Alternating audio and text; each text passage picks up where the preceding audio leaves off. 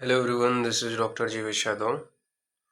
तो most important 40 जो topic हैं for Gujarat PSC MO exam वो अपन यहाँ पे कवर कर रहे थे और इसी सीरीज़ को कंटिन्यू करते हुए आज की क्लास में हम लोग बात करेंगे टॉपिक नंबर 12 के विषय में। स्टार्ट करते हैं तो आज का लेक्चर। तो इसके अंतर्गत जो शल्य तंत्र है उसके कुछ इम्पोर्टेंट टॉपिक्स यहाँ पे डिस्कस करेंगे अपन लोग। तो सबसे पहले बात करते हैं क्षार कर्म। तो क्षार कर्म की श्रेष्ठता के विषय में आपको याद रखना है कि श्रेष्ठता के विषय में आचार्य सुश्रुत ने क्या बोले हैं। तो शस्त्र अनुशस्त्रभ्य क्षार प्रधानतम। ठीक है, तो शस्त्र अनुशस्त्र में क्या है, क्षार को प्रधान बताया गया है। फिर बोला गया है अष्टांग हृदय के अनुसार क्षार कर्म की श्रेष्ठता के विषय में सर्व शस्त्र अनुशस्त्राणाम क्षार श्रेष्ठम बहुनियत। ठीक है, तो बहुनियत ये जो है आपका अष्टांग हृदय ने बोले हैं।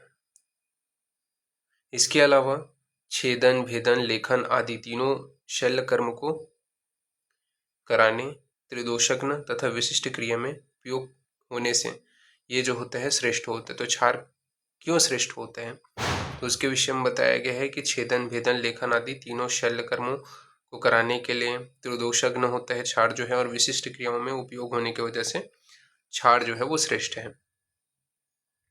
फिर इसकी निरुक्ति बताया गया तत्र क्षरणाद क्षणनाद व क्षारा। ठीक है, तो तत्र क्षरणाद क्षणनाद व क्षारा। क्षरणात मतलब क्या होता है, तो क्षरणात मतलब जो दुष्ट मांस आदि है उसका क्षरण करता है, काटता है। ठीक है, इस वजह से। इसके अलावा क्षरणात, तो क्षरणात का मतलब होता है त्वचा मांस आदि का क्षरण करता है हिंसन करने के वजह से, इसे क्षार कहते हैं।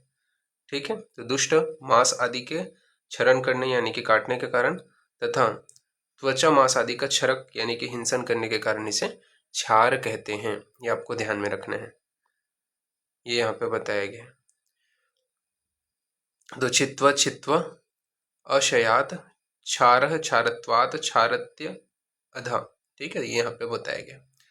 फिर बात करते हैं क्षार के गुण के विषय में। तो क्षार के गुण बताए गए हैं नाना औषधि समवायात त्रिदोषघ्न शुक्लत्व सौम्यम। ठीक है, ये जो है क्षार का गुण है, क्या होता है, शुक्ल होता है, सौम्य होते हैं। ठीक है, त्रिदोषघ्न होते हैं। इसका जो वीर्य होता है क्षार का वो उष्ण होता है और गुण जो होता है वो तीक्ष्ण होते हैं। तो क्षार का वीर्य उष्ण होता है तथा गुण जो है वो तीक्ष्ण होते हैं। फिर क्षार में रस के विषय में बात करते हैं। तो क्षार में रस बताया गया है कटु रस होते हैं, कटु रस प्रधान होते हैं, लवण रस अप्रधान तथा अम्ल रस रहित होते हैं। ठीक है, ये चरक, सुश्रुत तथा वांगभट ने बताए हैं। तो क्षार में रस जो है वो कटु रस प्रधान होते हैं, लवण रस अप्रधान और अम्ल रस रहित होते हैं। ये चरक, सुश्रुत तथा वांगभट ने बताए हैं। लवण रस प्रधान तथा कटु रस अप्रधान यह डलहन ने बताया है। तो लवण रस प्रधान तथा कटु रस अप्रधान यह जो है डलहन ने बताया है, तो ये आपको ध्यान में रखना है। फिर कार्य के विषय में बात करें तो क्षार क्या क्या काम करते हैं, तो यहाँ पे आपका बताया गया है कि पाचन, विलयन, शोधन, रोपण, शोषण, स्तंभन तथा लेखन आदि कार्य को करता है। तो ये चीज याद रखना है कि पाचन, विलयन, शोधन, रोपण, शोषण, स्तंभन, लेखन ये कार्य को करते हैं। साथ ही साथ आम, कफ, मेद, कुष्ठ, विष और पुंसत्व नाशक होते हैं। तो ये क्या है, आम, कफ, मेद, कुष्ठ, विष तथा पुंसत्व नाशक बताया गया। फिर क्षार के भेद के विषय में बात करें तो ये दो प्रकार के होते हैं, एक होता है प्रतिसारणी क्षार, एक होता है पानीय क्षार।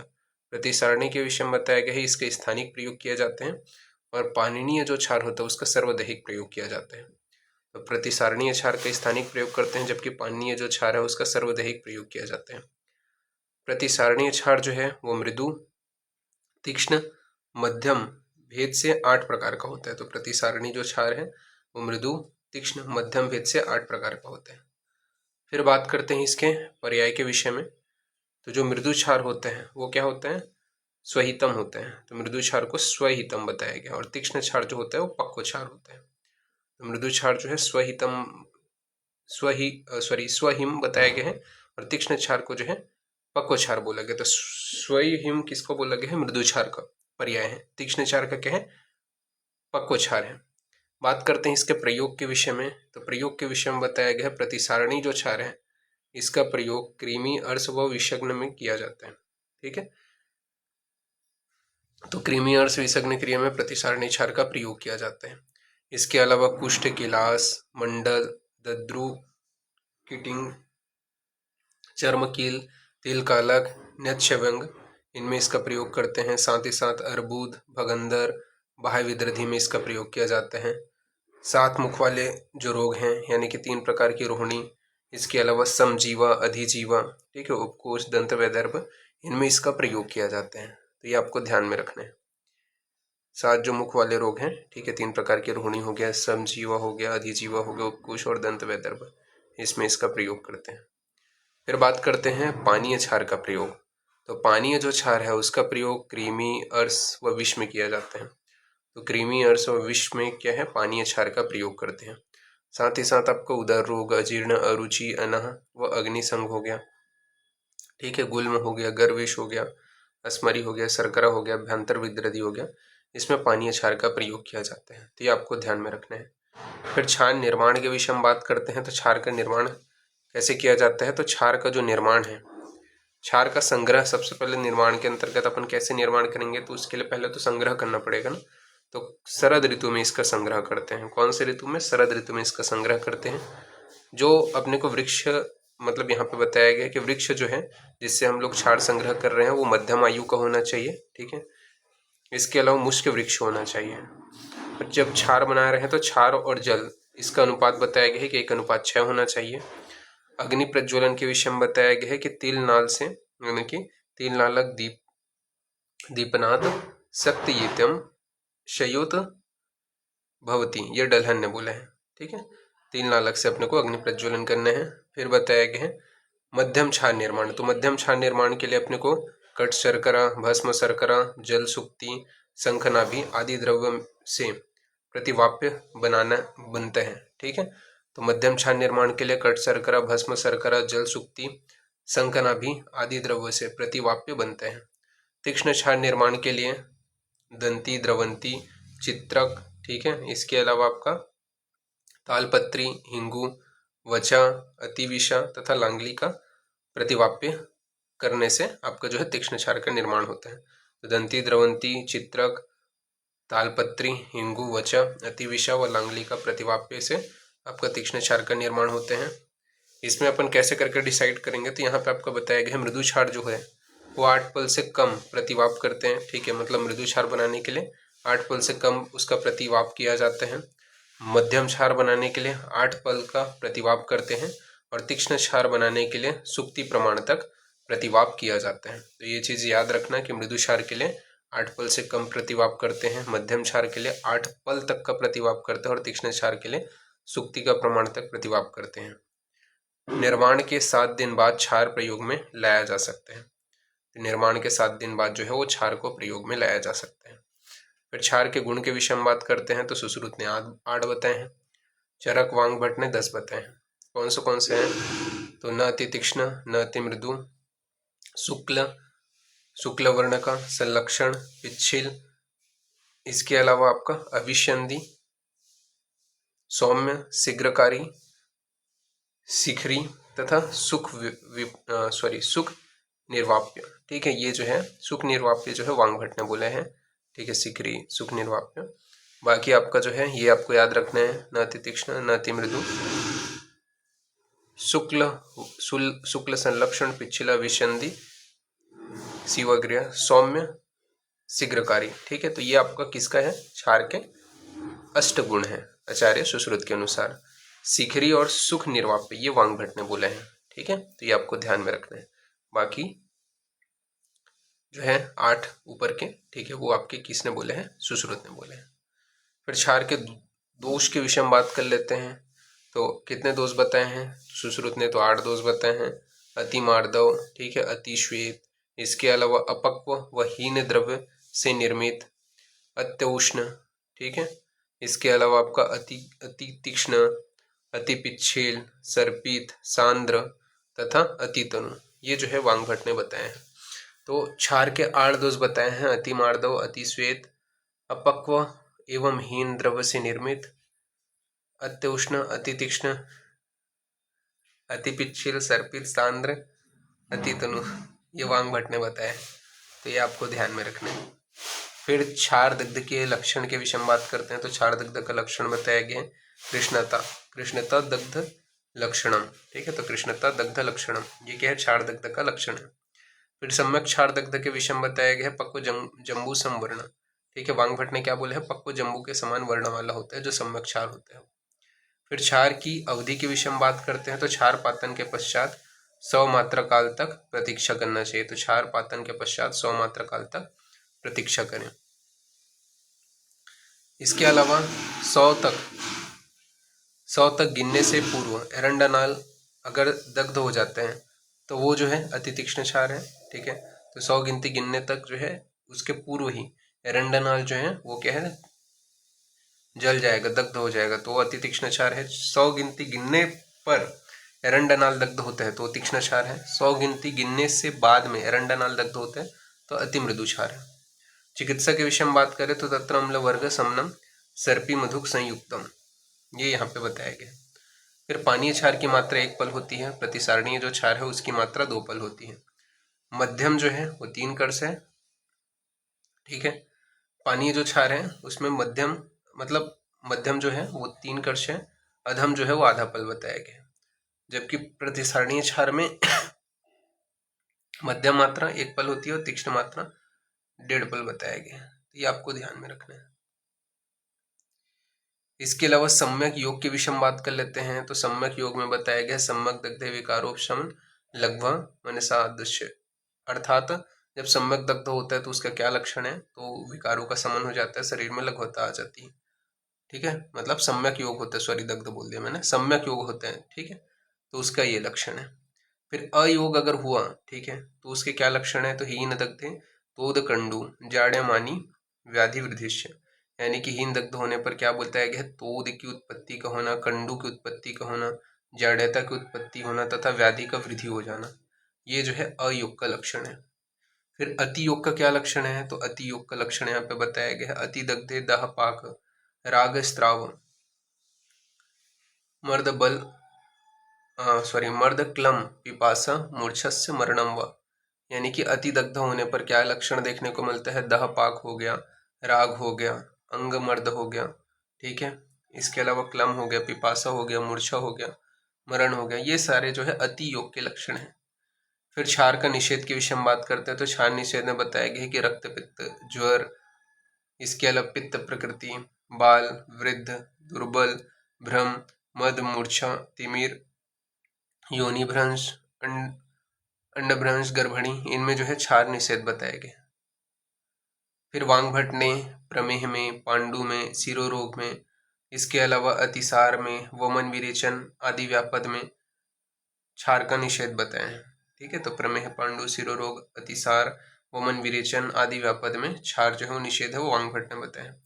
फिर क्षार कर्म का विशेष निषेध, तो क्षार कर्म का विशेष निषेध बताया गया है कि मर्म हो गया, ठीक है, मर्म हो गया, सिरा हो गया, स्नायु हो गया, संधि हो गया, तरुण अस्थि हो गया, सेवनी हो गया, धमनी हो गया, गला हो गया, नाभि हो गया, नख हो गया, शिश्न हो गया और श्रोत्रस हो गया, इनमें क्षार कर्म का विशेष निषेध है। तो मर्म, सिरा, स्नायु, संधि, तरुण अस्थि, सेवनी, धमनी, गला, नाभि, नख, शिश्न, श्रोतस, ये जो है यहाँ पे विशेष रूप से क्षार कर्म का निषेध है। फिर क्षार जो है इसके विषय में बताया गया है विषम अग्नि शस्त्राग शस्त्र शनि मृत्यु कल्पम क्षारो भवतल्पमति प्रयुक्ता, ठीक है, ये क्षार के विषय में बताया गया। फिर क्षार पातन के पूर्व कर्म क्या है, तो क्षार पातन के पूर्व जो है कर्म के अंतर्गत प्रघर्षण, प्रच्छान और लेखन आता है। तो प्रघर्षण, प्रच्छान और लेखन ये क्षार पातन के पूर्व कर्म है। फिर अष्टांग संग्रह में क्षार के भेद 2 बताए गए हैं। तो अष्टांग संग्रह में क्षार के 2 भेद हैं, बाह्य क्षार और अंतः क्षार, ठीक है। तो अष्टांग संग्रह ने क्षार के 2 भेद बताए हैं, बाह्य क्षार और अंतः क्षार। भगंदर में क्षार सूत्र का सर्वप्रथम वर्णन चरक ने किया है। तो भगंदर में क्षार सूत्र का सर्वप्रथम वर्णन किसने किया है, चरक ने किया है। फिर चक्रपाणी के अनुसार क्षार रस ना होकर द्रव्य होता है। तो चक्रपाणी के अनुसार क्षार जो है वो रस न होकर के क्या होता है, आपका द्रव्य होता है। फिर रसर्णव ने विशेष गुण बताया है कि ये मलनाशक होता है, सर्वमलहर क्षार, ठीक है, ये रसर्णव ने बोले हैं।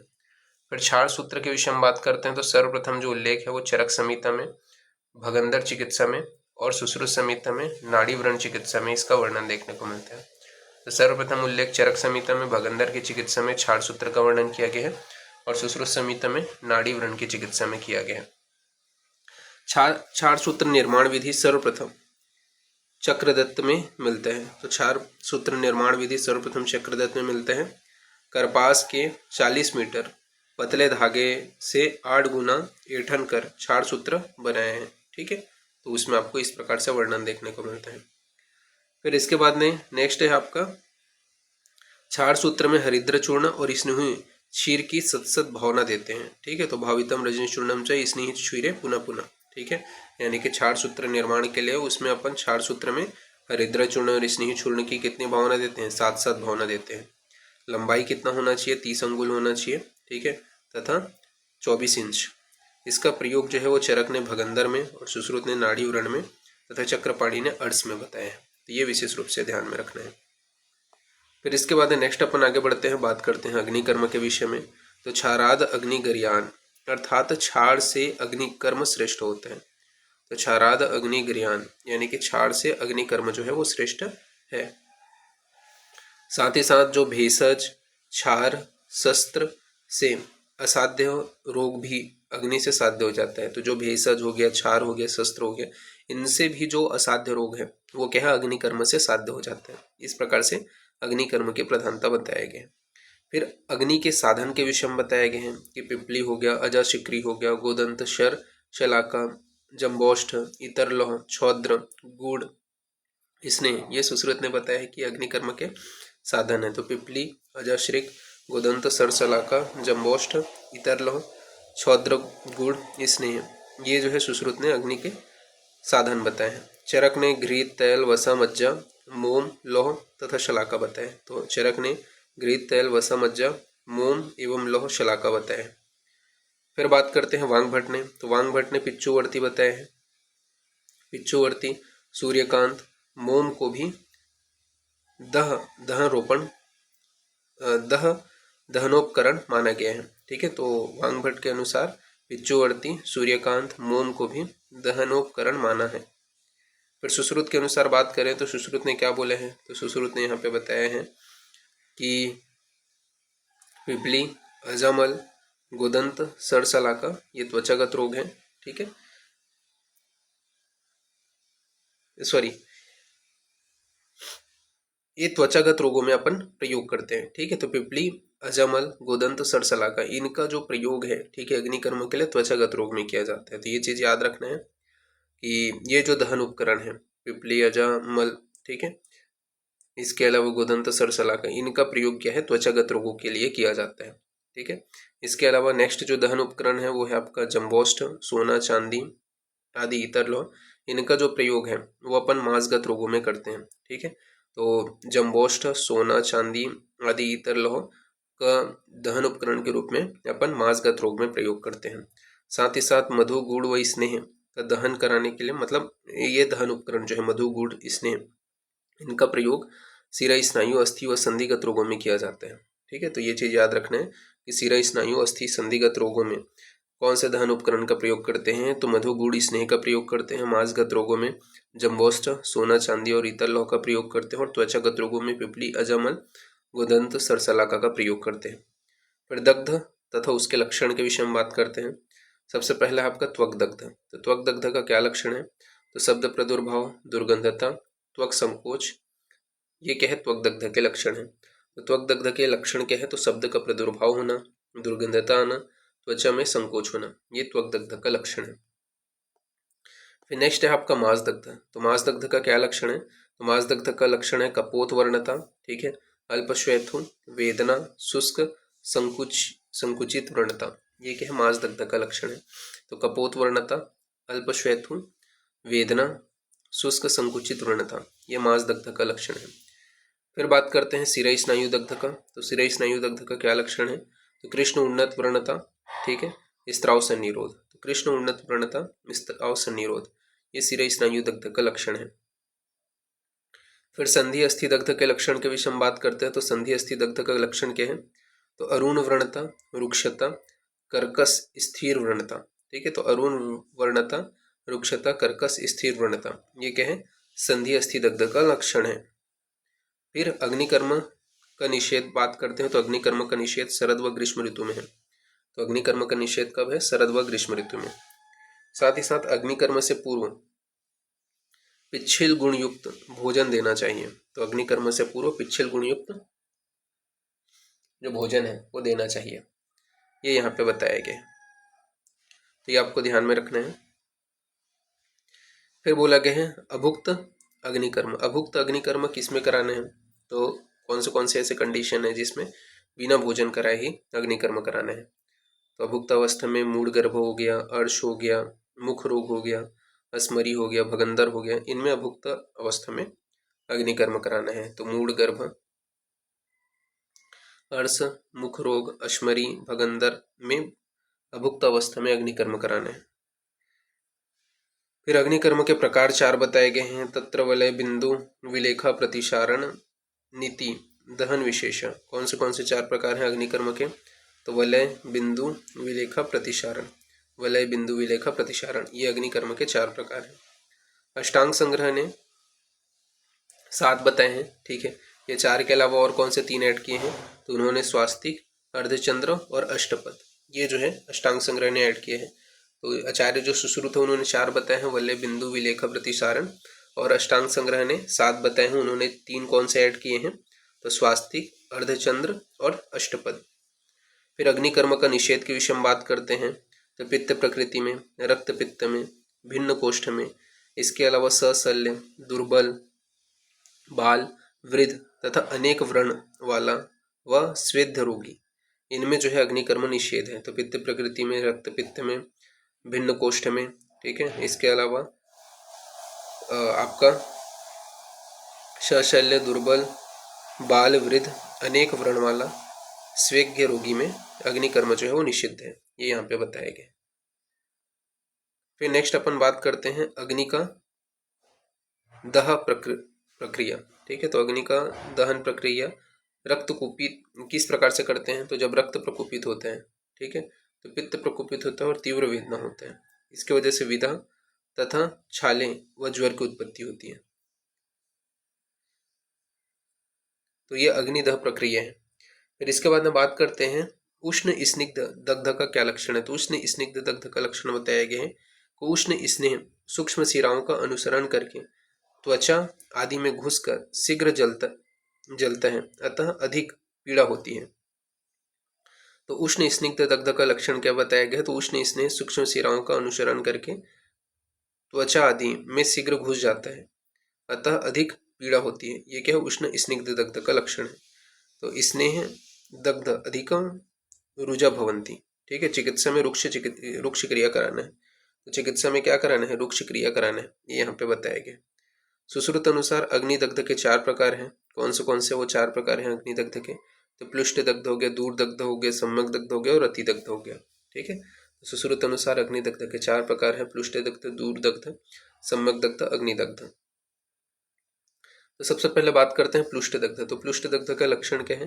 तो त्वचा का रस विकृत हो जाता है, यानी कि व्यवर्ण झुलस जाएगा, ठीक है। तो त्वचा का रस विकृत हो जाना, व्यवर्ण यानी कि झुलस जाना, यह प्लुष्ट दग्ध का लक्षण है। चिकित्सा में बताया गया कि उष्ण चिकित्सा करना है, शीतल पदार्थों का निषेध बताया गया। तो शीतल पदार्थों का निषेध बताया गया। फिर दूर दग्ध, तो दूर दग्ध में स्फोट, तीव्र चोष, दह, राग, बाग, वेदना तथा चिड़ शांति, ठीक है। तो ये यहाँ पे आपका बताया गया कि दूर दग्ध का क्या लक्षण है? तो स्फोट, तीव्र चोष, दह, राग, बाग, वेदना, ये सभी आपको देखने को मिलेगा। चिकित्सा में इसमें क्या करते हैं? तो शीत उष्ण उपचार देना है, ठीक है। शीतल और उष्ण उपचार दोनों को देना है। शीतल के अंतर्गत घृत, आलेप, सेक, इनका प्रयोग करना है, ठीक है। तो ये आपको ध्यान में रखना है, ये दूर दग्ध हो गया। फिर सम्यक दग्ध का क्या लक्षण है? तो सम्यक दग्ध में यहाँ पे बताया गया है कि अवगाढ़ ताल फल वर्ण का सुसंस्थित व पूर्वोक्त लक्षणों युक्त होता है। तो अवगाढ़ होता है, ठीक है, ताल फल वर्ण का सुसंस्थित व पूर्वोक्त लक्षणों युक्त होता है। बात करें इसमें पित्तज विदर्धी के समान चिकित्सा करने की, इसके समान पित्तज विदर्धी के समान चिकित्सा किया जाता है। फिर अतिदग्ध में बताया गया है कि अतिदग्ध में मांस अवलंबन, ठीक है, गात्र विश्लेष, शिर स्नायु संधि अस्थि का अधिक नष्ट होना, ज्वर, दह, पिपासा, मूर्छा आदि उपद्रव उत्पन्न होते हैं। व्रणस्य चिरेण रोहति व्रणस्य विवर्णे भवति। ठीक है, तो व्रणस्य चिरेण रोहति व्रणस्य विवर्णे भवति, ये यहाँ पे बताया गया। तो अतिदग्ध में मांस अवलंबन होना, गात्र विश्लेष, शिरा स्नायु संधि अस्थि का अधिक नष्ट होना, ज्वर, दह, पिपासा, मूर्छा आदि उपद्रव उत्पन्न होते हैं। अतिदग्ध में बात करें तो यहाँ पे आपका चिकित्सा बताया गया है कि विशीर्ण मांस को निकालकर शीतल उपचार करें तथा पित्तज विसर्प के समान चिकित्सा करें। व्रण को गुड़ची पत्र से ढकने से शीघ्र ही भरता है। ठीक है, तो विशीर्ण मांस को निकालकर शीतल उपचार करें तथा पित्तज विसर्प के समान चिकित्सा करें। व्रण को गुड़ची पत्र से ढकने से शीघ्र भरता है, ये यहाँ पे बताया गया है। फिर इसके बाद वांगभट्ट अनुसार अग्निदग्ध के 4 प्रकार बताए गए हैं। तो वांगभट्ट अनुसार अग्निदग्ध के 4 प्रकार हैं, तुच्छ, दूरदग्ध, सम्यक दग्ध, अतिदग्ध। तो तुच्छ दग्ध के क्या लक्षण हैं? ठीक है, तो ये लक्षण है, सुधार लेना। तो तुच्छ दग्ध के क्या लक्षण हैं? तो त्वचा का विवर्ण होना, अतिशाय दह का होना, न च स्फोट समुद्रवन। ठीक है, तो ये तुच्छ दग्ध का लक्षण है। इसमें चिकित्सा क्या करते हैं? तो यहाँ पे आपका बताया गया है कि अग्नि से सेक करेंगे व उष्ण चिकित्सा करेंगे। तो अग्नि से सेक करेंगे व उष्ण चिकित्सा करेंगे। ठीक है, ये क्या है? तुच्छ दग्ध का लक्षण है। दूरदग्ध का क्या लक्षण है? तो दूरदग्ध में बताया गया है इसमें स्फोट, दह, तीव्र ओस, शोष, अतिदह। ठीक है, ये सभी लक्षण दूरदग्ध में देखने को मिलेगा। तो स्फोट, दह, तीव्र ओस, अतिदह, ये दूरदग्ध का लक्षण है। चिकित्सा में अपन बारी बारी से शीतल व उष्ण उपचार करेंगे। तो चिकित्सा में अपन बारी बारी से शीतल व उष्ण उपचार करेंगे। फिर बोला गया है सम्यक दग्ध। तो सम्यक दग्ध का क्या लक्षण है? तो रक्त स्त्राव न होना। ठीक है, इसके अलावा पक्व ताल पोताभ्यम सुरोह न अति वेदना। ठीक है, तो रक्त स्त्राव नहीं होता है। जो पक्व ताल का जो फल है उसके समान आपको देखने को मिलेगा। ठीक है, अत्यधिक वेदना नहीं होती है इसमें, न अति वेदना। ये जो है आपका सम्यक दग्ध का लक्षण है। इसमें चिकित्सा पित्त विदृधि के समान करना है। फिर अतिदग्ध में मांस का उल्लंघन हो जाएगा। ठीक है, मांस जो है उसका उल्लंघन दिखाई देगा वो। ठीक है, संकोच होगा, दह होगा, धूपन होगा, वेदना होगा, सीरा आदि का अति नष्ट होना, ज्वर का गंभीर, व्रण, पिपासा, मूर्छा और मृत्यु, ये सभी अतिदग्ध का लक्षण है। इसमें पित्तज विसर्प के समान चिकित्सा करना है। ठीक है, तो ये आपको ध्यान में रखना है। फिर इसके बाद है मधुशिष्ट रोपक घृत के विषय में बात करते हैं। तो मधुशिष्ट रोपक घृत के विषय में बताया गया है कि सभी प्रकार के अग्निदग्ध में उत्तम रोपक घृत है। ठीक है, तो सभी प्रकार के अग्निदग्ध में उत्तम जो है वो रोपक घृत है। तो सम्यक दग्धे मधु सर्पी अभ्याम अभ्यगम। ठीक है, तो यहाँ पे आपका बताया है सर्पी अभ्यासम अभ्यंग। ठीक है, यानी कि सम्यक दग्ध में मधु सर्पी का अभ्यंग करना चाहिए, ये यहाँ पे बताया गया। इसके अलावा सम्यक अग्निदग्ध में जो वर्ण होते हैं वो कैसा होता है? तो पक्वताल, जो आपका पक्वताल का जो फल है उसके समान या कपोत वर्ण का होता है। तो सम्यक अग्निदग्ध में जो वर्ण है वो कैसा होता है? तो पक्व ताल फल के समान या कपोत वर्ण का होता है, या वांगभट्ट ने बोले हैं। फिर यहाँ पे उष्ण वातव दग्ध में क्या करते हैं? तो उष्ण वातव दग्ध में सनस्ट्रोक में शीतल उपचार करते हैं। शीत वर्षा नील दग्ध में यानी कि कोल्ड स्ट्रोक में उष्ण स्निग्ध जो उपचार है वो किया जाता है। इसके अलावा इंद्रिय अग्निदग्ध में यानी कि आकाश की बिजली गिरने पर स्नेहभ्यंग परिषेक प्रदेह से चिकित्सा करते हैं। तो स्नेहभ्यंग परिषेक प्रदेह से चिकित्सा करते हैं। इसके अलावा धूमोपहात के विषय में बताया गया है कि धूमोपहात को एस्फिक्सिएशन कहते हैं। लक्षण के विषय में बताया गया है कि श्वास कृच्छता, सर्दी, आद्यमान, कास, इसके अलावा चक्षु परिदह, प्यास, दह, ज्वर, दुर्बलता, मूर्छा, ये सभी लक्षण हैं। श्वास में द्रुम की गंध का ज्ञान, रस का ज्ञान एवं श्रवण शक्ति नष्ट हो जाती है। तो श्वास में धूम्र की गंध का ज्ञान, रस का ज्ञान एवं श्रवण शक्ति नष्ट हो जाती है। चिकित्सा के विषय में बताया गया है कि मधुर अम्ल रस से वमन कराने हैं, कवल का प्रयोग करना है। तो मधुर अम्ल रस से वमन कराना है, कवल का प्रयोग करना है। इसके अलावा युक्तिपूर्वक शिरोविरेचन कराना है, शीतल लघु व स्निग्ध आहार का प्रयोग करना है। तो युक्तिपूर्वक शिरोविरेचन करा करके शीतल लघु व स्निग्ध आहार का प्रयोग करना है। तो ये यहाँ पे बताया गया है। इस प्रकार से ये यहाँ पे फिनिश होता है। ठीक है, तो अभी के लिए इतना ही।